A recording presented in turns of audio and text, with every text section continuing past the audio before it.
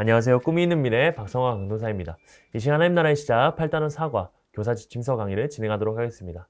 사과의 제목을 먼저 살펴보도록 할까요? 숨지 말고 당당하게입니다. 읽은 말씀은 여호수아 10장 6절에서 15절까지 말씀이 되겠습니다. 우리가 본문 말씀을 통해서 기억해야 되는 것은요.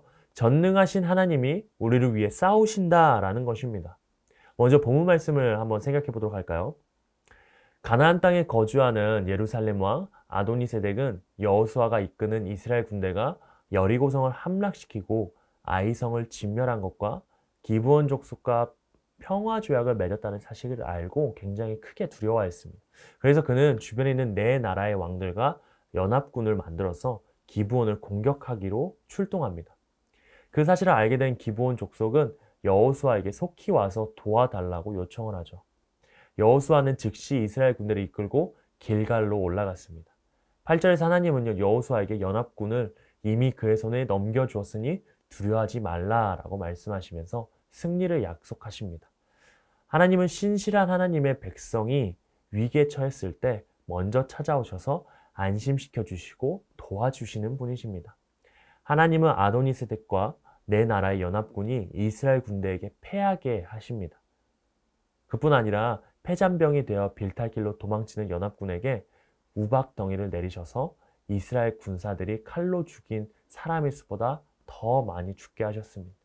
또한 아모리 족속을 이스라엘에게 넘겨주실 때는요, 태양과 달이 멈추게 하셨습니다.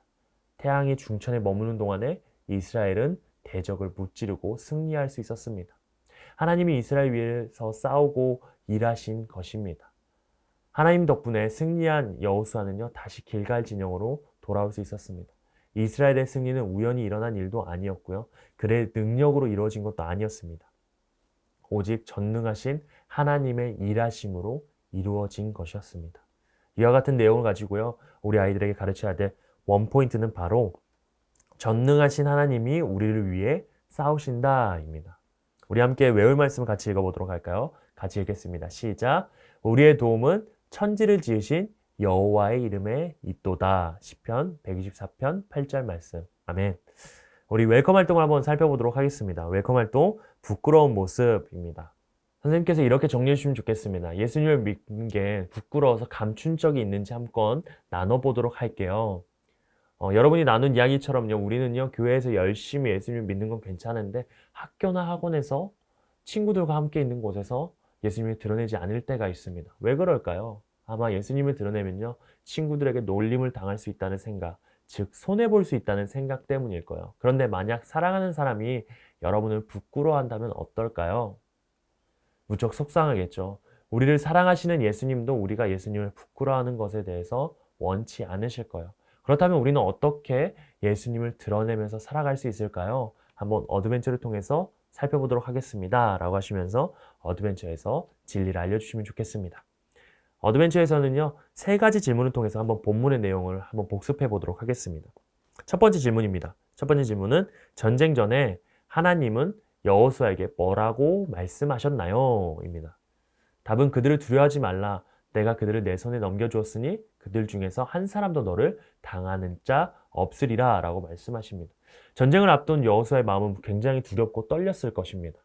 그런데 하나님은 그런 상황에 있는 여호수아에게 두려워 말라라고 말씀하십니다. 그런데 두려워 말라라고 말씀하신 것만이 아니라 승리도 약속해 주셨습니다. 이 약속은요, 이미 승리한 축구 경기 영상을 다시 보는 것과 같습니다. 승리를 알고 있으니까 질까봐 두렵거나 무섭지 않고 마음 편히 볼 수 있죠. 마찬가지로 하나님은 이미 승리가 보장되었으니 두려워하지 말라라고 말씀하신 겁니다. 두 번째 질문입니다. 하나님의 말씀을 들은 여호수아는 어떻게 반응했나요? 적들이 있는 곳으로 밤새도록 이동해서요, 전쟁에 임하게 됩니다. 하나님께 승리를 약속받은 여호수아는요, 더 이상 두려워하지 않았습니다. 그는 하나님의 말씀을 들은 즉시 적들을 향해 나아갔습니다. 밤이 새도록 멈추지 않고 갔어요. 그렇게 적들을 만난 여호수아는요, 하나님의 능력을 힘입어서 적들 앞에서 승리를 쟁취했습니다.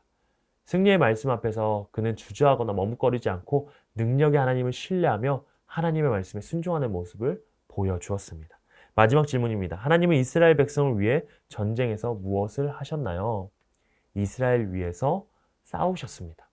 여호수아와 이스라엘 백성의 귀한 순종을 보신 하나님은요, 이스라엘 백성을 위해 싸우셨습니다. 하나님은 단순히 승리를 보장해 주신 게 아니라 친히 우리를 위해 싸워주시는 분이십니다. 본문 11절에 보면은요, 이스라엘 백성이 죽인 사람보다 하나님이 내려서 우박으로 죽인 사람이 더 많다라고 기록되어 있습니다. 결국 완전한 승리는요, 말씀에 순종한 우리가 아니라 하나님의 놀라운 능력으로 이루어졌다라는 겁니다.